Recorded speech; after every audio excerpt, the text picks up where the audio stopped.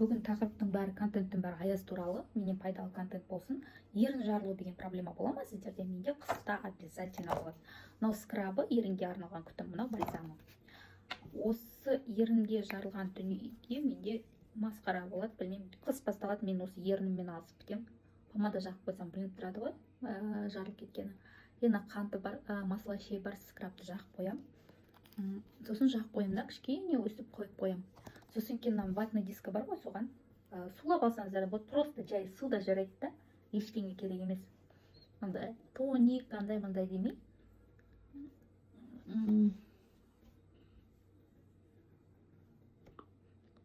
Ани көрініп тұр мен ернім жарылып тұрғаны.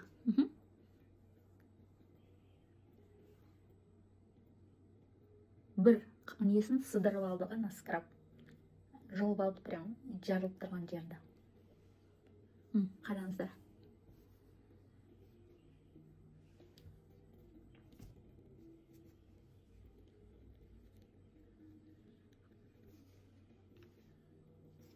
Бұл скрабтың кереметтілігі. Енді бальзамды жағамыз.